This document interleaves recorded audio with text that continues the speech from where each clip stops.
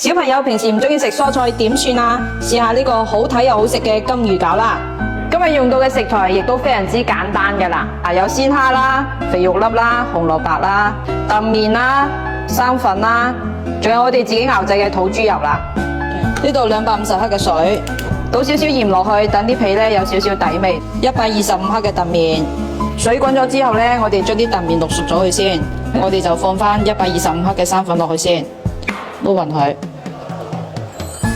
倒5克左右嘅豬油落去，使整個麵團咧，佢就會有豬油嘅香味，並且包出嚟就唔會破裂噶啦。你將佢猜勻咗佢，猜到咁樣嘅程度就 OK 噶啦。無顆粒狀，帶啲韌性就 OK 噶啦。紅蘿蔔汁咧，我哋就加啲生粉落去，加啲紅蘿蔔汁落去，等小朋友咧食起身更加之有營養啦，同時亦都係更加之好睇有顏色啦。加咗紅蘿蔔汁咧，我哋就變咗黃色啦。而家嚟到翻個餡部分先，呢度係半斤嘅蝦仁，買翻嚟嘅蝦仁去咗殼之後咧，我哋就去埋蝦線佢，有一部分咧係用嚟做一粒粒嘅，有一部分係剁碎佢噶啦，倒埋啲肥肉粒落去，加啲紅蘿蔔落去添，食起身先更加之營養啦。加埋啲調料，呢度5克嘅鹽，10克嘅糖，加啲雞粉，加啲胡椒粉，用筷子或者係用手撈勻佢啦。撈到起膠之後咧，我哋加埋啲豬油、麻油落去，咁樣更加之香啊！我哋個餡就做好啦。而家我哋就可以拍蝦餃皮啦。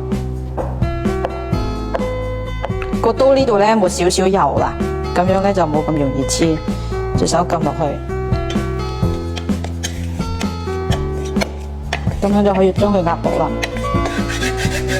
撐起身。而家就嚟包隻金魚餃啦，你哋睇清楚點樣包啊！我哋放一隻蝦仁落去，再放啲餡。手勢咧，其實咧就係好似包蝦餃咁樣噶啦，一撳住佢，咁樣推佢過去。推到咁上下，留翻少少。呢個係蝦餃形嚟嘅。跟住咧，我哋將呢兩邊咁樣對接過嚟，留翻少少尾巴，咁樣捏捏佢，等佢更加之似游水啦。一個整體嘅魚身包咗出嚟啦。呢個白色嘅燉麵皮咧，我哋就整翻隻眼咁樣搓完佢。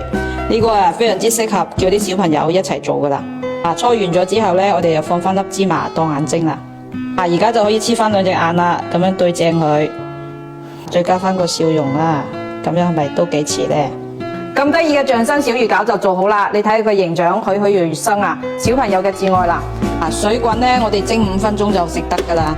一打開咧，皮薄餡靚，鮮嫩多汁啊，食落去蝦味十足啦。你哋學識未啊？咁得意嘅金魚餃，快啲整俾小朋友食啦！